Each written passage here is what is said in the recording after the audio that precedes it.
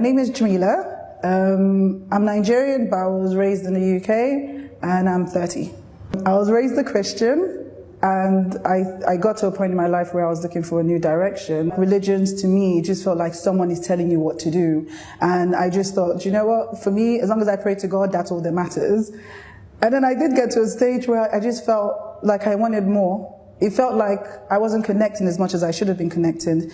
And to me, Christianity just, for me personally, it wasn't giving me that anymore. And the only thing I could think about was, okay, what else can I turn to? And that's when my sister actually gave me Fortress of the Muslim, or one of those books. So she's like, if you feel this way, read this and read that. So I found Islam at the age of 19. What attracted me most to Islam is the discipline, the 5 times a day praying, just being able to turn to your Lord. After that, I tried to read more about the religion, and I just turned around and I was like, I need that discipline, and I think, I just wanted the discipline, and I felt like this was the way forward for me.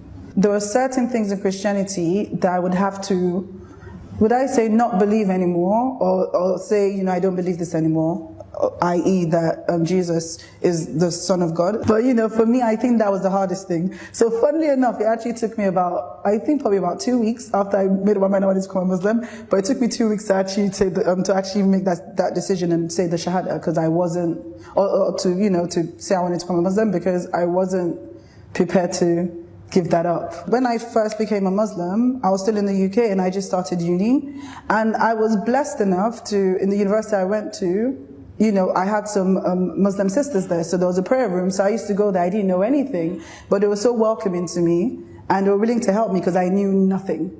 And they were just willing to embrace me and help me understand certain things. And at that point, I'm not going to lie to you, I was like, yeah, I'm ready to cover up, but I didn't.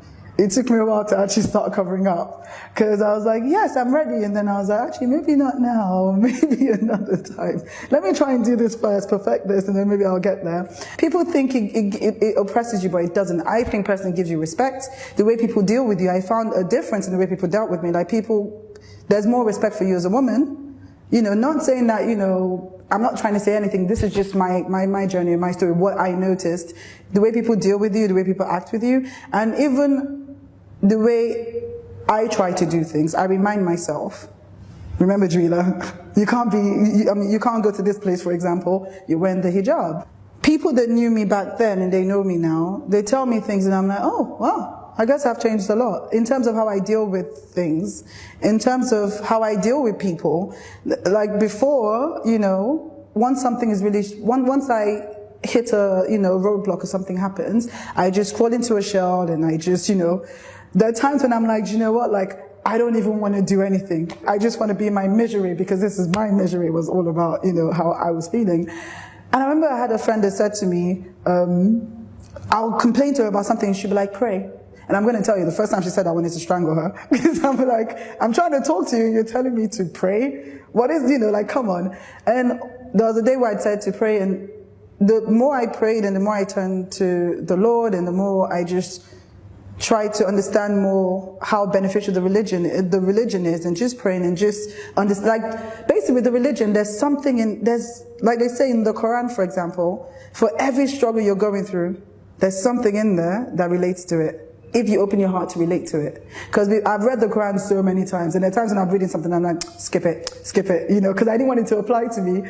But you find that the more you get into the religion, the more you get into, you know, the deen, you go back and you're like, you know, that actually applies to me, and I'm able to apply that to my life. So for me, I think what the benefits for me is that whenever something happens now, I'm able to, my first point of contact is to turn to Allah.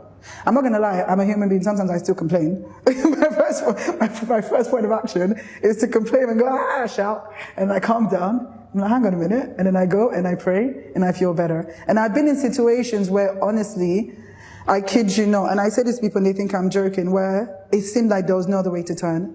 I didn't know what I was going to do.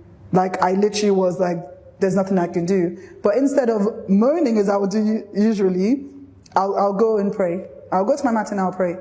And like, subhanAllah, the way things would turn around, even I'm shocked.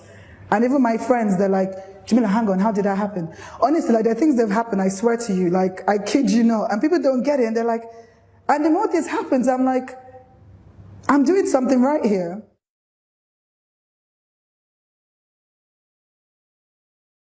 don't block yourself. Just take one step. Take one step in any direction. If there's one thing you can give up today, anything, no matter how little you think it is, but you think it's something that'll bring you closer, take that step. If for example, you feel like, even just talking to somebody more about the religion and becoming closer, that's a step. Even just listening to me right now, you're taking a step. So don't give up on that step, because we're all on this journey and we can all help each other be better at this. Trust me, we're all on the journey together. And, we can get there in the end, inshallah. It's just one step we have to take.